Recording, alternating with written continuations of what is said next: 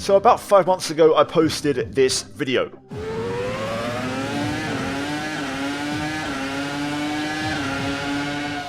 I think I'm happy with that. That was a very good lap. Now the purpose of it was to try and beat the infamous Mercedes W11 2020 pole lap.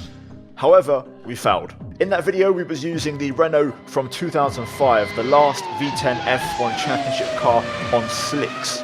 Now in the comments you guys wanted me to try again, bringing out the big guns, and by that meaning the Ferrari F2004 on slicks. Now the reason I'm stationary is because I want you guys to enjoy the engine sound. We have a special sound mod on the car as well for this one, which makes it sound exactly like the real thing, and hopefully you guys enjoy it. So like the video and subscribe. The lap time to beat is a 1:41.2, so let's get into it.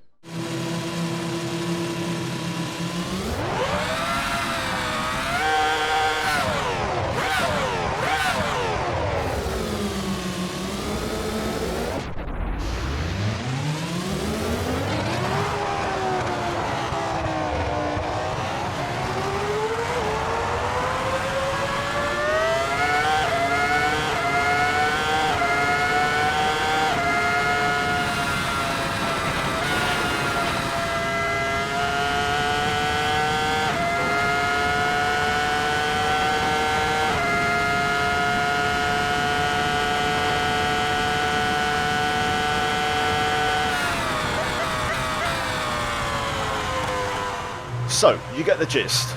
It sounds ridiculous and as realistic as possible. Honestly, insane. Anyway, as you can see, Pirelli slick tyres on the car, mediums to be exact. We are running the exact same track conditions as in that video with the Renault R25. So the track is set to 98% grip. So we're going to get into it and we're going to see what we can do with this car. Also, same camera angle as well to kind of, go for the cockpit experience and use something different. So let's get to it and let's get a first lap on the board. Now traction control is enabled, but as you can hear by the engine, it's not even working because the car doesn't need it. There's so much downforce and grip with this car combined with the slicks that you're not going to notice it. Maybe out of the bus stop in turn 1, that could be it. So let's get to it and let's set a banker. One thing I have to bear in mind is the braking. It's a little bit earlier than the modern cars. Here we go then. Let's do it. Turn 1, we're going to brake at the 100. A bit wide of the apex, a little bit of a lock up on the way in. Let the car rev up. We'll try and take a rouge flat. Hopefully the car sticks. There we go, nicely done. Car is a little bit unstable over curbs. Full feedback is very strong in this thing, so my hands are working hard. If I let go of the wheel, I'm struggling. Third gear for Lacon on the way in. You can just floor it so early. There's so much grip. Rivage, turn 8. Quite a lot of understeer here, even with this configuration. That corner just generates natural understeer. So much speed there. Carried through no name. Pouon. Us out of track limits, and that was a bit of a lift, but we still have soft tyres to put on the car yet, so that could change things. Through the right and the left at the chicane. Now into Stavlo. Gonna keep it in third. Nicely done. Stavlo 2. And now we can take a breather and let this V10 sing down the straight.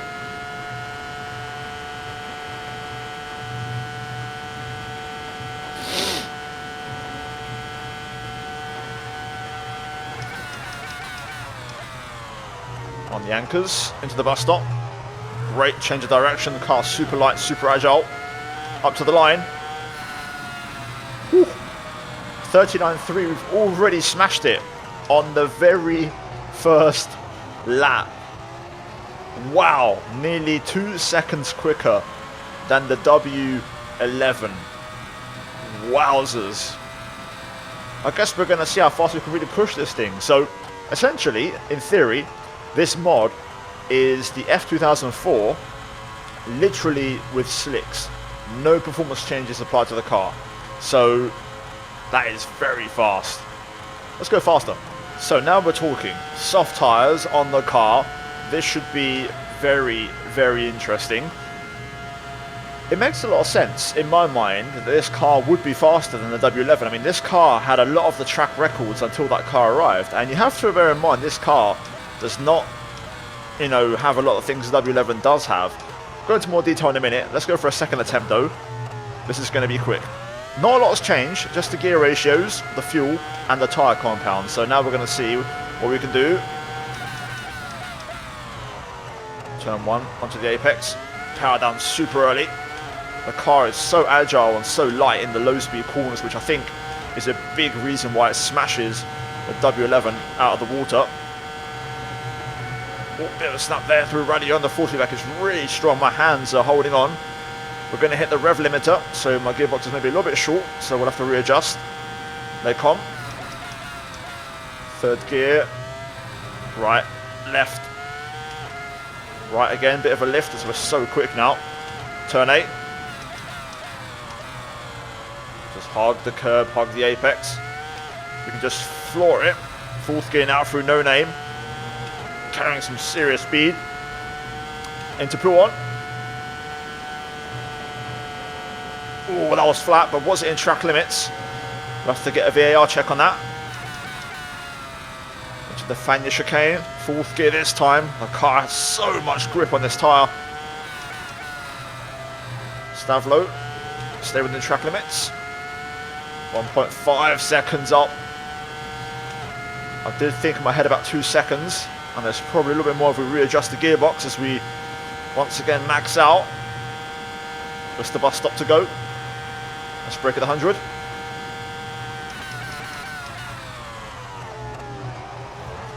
Taking it in second gear this time as we are carrying a bit more speed on this tyre. Up to the line. Woo, 37.5. Ridiculous. Did we keep it within track limits? We're about to find out. Here we go, making our way through Pouon. Let's shift the camera across. No, we was not in. Not even close. Look at that. Way out. So that lap technically doesn't count. So we're going to have to try and improve whilst keeping it valid. Now you have to bear in mind the lap times are possibly realistic, even though it's a massive margin, because back in this day, these cars, number one, used to qualify on race fuel, so they weren't as light as possible, like the current gen, you know, F1 lap times. Groove tyres, 4 grooves, no DRS, no ERS, no KERS, no hybrid turbo system, just a naturally aspirated V10 going flat out. So it's quite possible with these adjustments that this car would be this much quicker. Anyway, let's go for another attempt and let's keep it legal. Also, I've had a look. I saw Jimmy Broadbent do this video a little while back, so he did a 37.0. So let's see what we can do. Turn 1, now we're pushing. Bit of a lock up on the way in, power down super early. Now we race down to Eau Rouge and Radion. Here we go.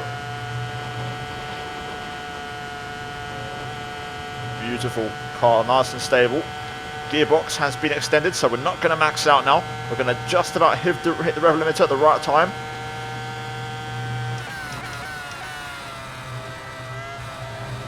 Play calm.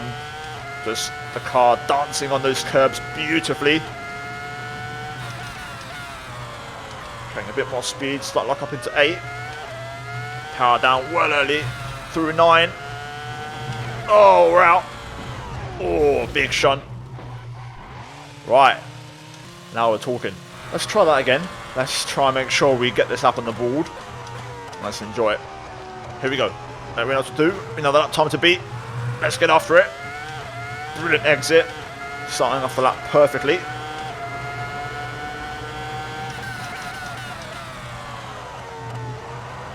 Bit better there. Braking a little bit earlier, but got the apex. No lock up and power down super early on exit.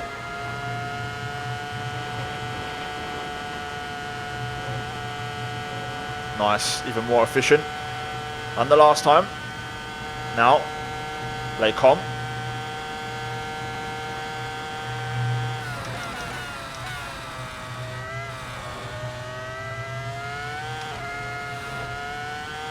A little bit unstable on the way in, but we're okay.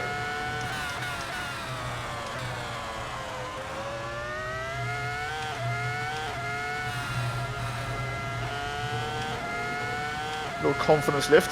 Who on? Here we go.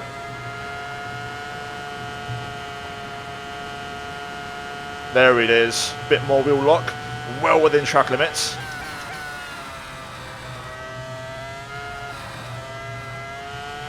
Let's bring this home. Oh, that was close. I'll have to do a little check on that track limit there through Stavlo. This is also very close to Jimmer's time. Very close. Bus stop could decide it. Here we go on the anchors. Oh, I've overcooked it a little bit. Bit more time to find. Up to the line. Oh, that was really close. I'll have to look to the 1000th if we manage to beat Mr. Broadbent, but that was bloody close. I think we're in the right same spec as car as him as well. Just a regular 2004 car on slicks. I'm going to have one more go at this. Full focus.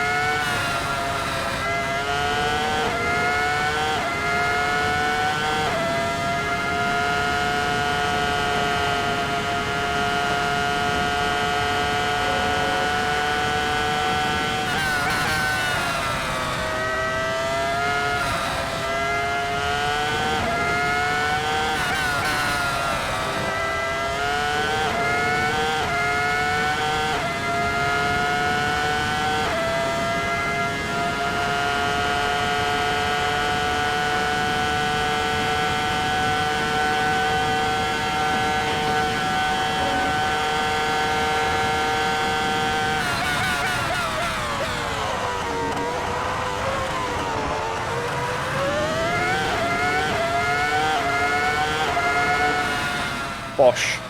Done. Wowzer. A little bit scruffy.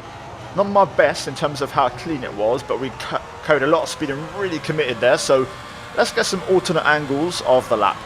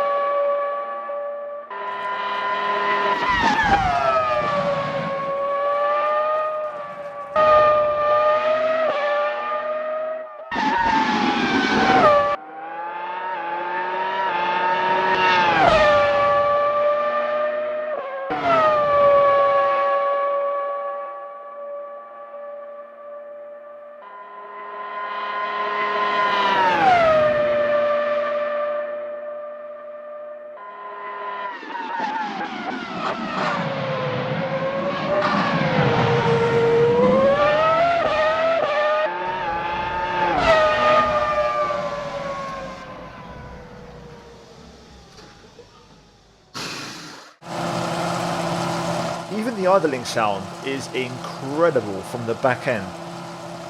Wow, what a masterpiece. Anyway guys, my hands actually hurt. The force feedback on this thing is tough, really aggressive and really strong. So a bit of a workout, something that if you did a full race would be quite tough to do. But alas, really good fun, epic car to drive. It's my personal favourite F1 car of all time. I grew up watching this. This was my era of F1.